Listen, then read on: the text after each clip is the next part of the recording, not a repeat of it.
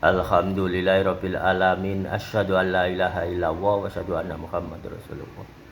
Niki tasik seneng-senenge sehingga diceritakan ditangletaken sing sak beneri niku kelampahan dateng datuwuh niku ya napa lan niku.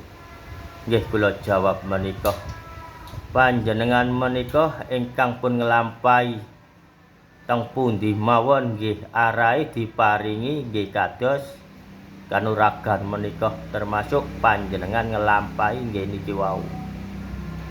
Panjenengan tangletaken senajan jenengan tanglet niki nggih lek ten lintu-lintune insyaallah pun sampean tangletaken. Tapi ten mriki ora usah panjenengan tanglet.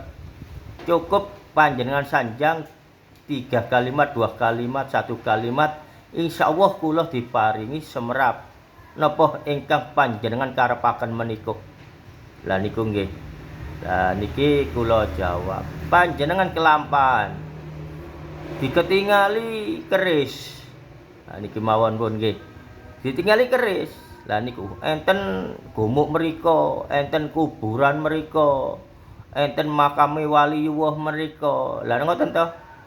Lah niku panjenengan diketingali ngotenan menika sehingga sampeyan mengebu-ngebu untuk ke gumuk niku wau, ke makam-makam waliyuwah niku wau, nggih. Tapi kenyataane sampai sakniki panjenengan boten diparingi sing wujud menika.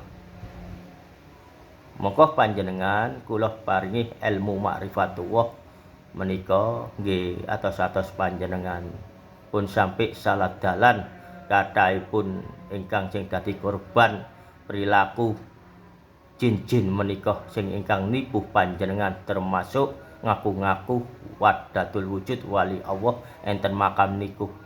Monggo niatipun panjenengan kudune nggih ikhlas mawon kena walillahi taala. Lek kelampahan lek ibadah dhateng Allah. Lah niku nggih. Lah niki panjenengan diparingi semerap. Diketingali secara mimpi metawa secara wis gaib ngoten mawon menika. Enten keris. Sampeyan panjenengan parani. Ten makom niku. Lah niku kenyataane sampai sakniki mboten wonten terus ngoten. Sampeyan parani. Lah niku.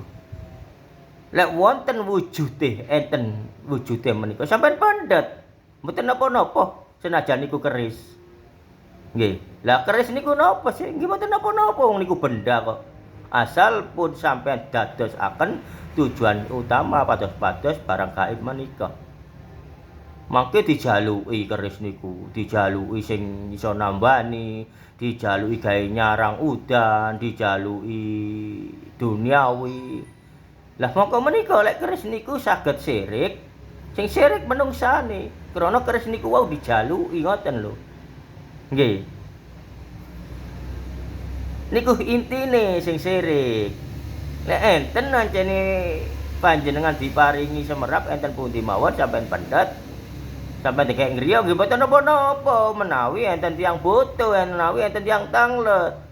Mas, Mbah, napa menika sampeyan panjenengan gadah keris, Mbah? Kula tumbas saem. Sampeyan paringaken. Mboten napa-napa niku. Lah ngoten to, bisa ade kok. Keris niku sejarah budaya Indonesia. Mboten napa-napa, pokoke mboten tadi. Ngoten niku nggih, nggih niku wau lek enten tiyang butuh nggih ditumbas saem nggih sampeyan paringaken napa maneh lebih dari 1 M. Lah ngoten to. Ora cerita aneh-aneh iki barange, iki kerise wis sampeyan sadih ngoten mawon. Lah moko kenyataan niki mboten wonten sesungguhnya. Mboten enten. Hanya ilusi, hanya fata morgana. Niku nggih atos-atos panjenengan lek kelampahan nika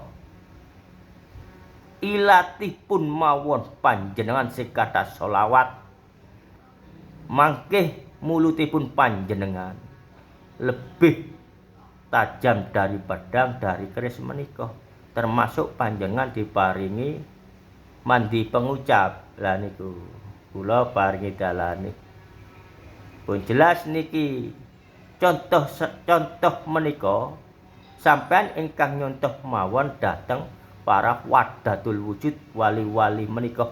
Monggo panjenengan seringlah datang ke makam-makam waliyuwa pribumi menika pun jelas niku waline Allah. Lah niku panjenengan padosi sejarahe. Kok iso dadi wali? Kok iso dadi wahdatul wujud? Apa yang dilakukan semasa hidupnya? Lah niku sing dados sampeyan contoh ilmu menika. Perilaku wali-wali yuwa sebelum beliau menjadi seorang wali. Nah niku.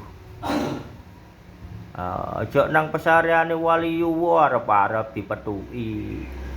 Arep-arep dikeiake, arep dikei keris. Lah niku nggih, aja. Cukup mawon sampeyan niati ibadah ten mriku krana tempat niku enten seorang waliyuwa kekasih Allah pun seda ingkang didadosaken wahdatul wujud walinipun Allah. Lah niku sampeyan kirimi Al-Fatihah. Sampeyan dadosaken istiqomah kirim-kirim suratul Al-Fatihah dan para waliyuwa menika. Nggih, kunci utama sedanten menika ten selawat. Dadosen niku nggih sampeyan lek kelampahan ketinggal napa mawon nggih niku mau kula ingkang sanjangaken dhateng panjenengan. Atos-atos muga-muga dados saudara seiman pelaku Al-Qur'an. Cukup semanten. Assalamualaikum warahmatullahi wabarakatuh.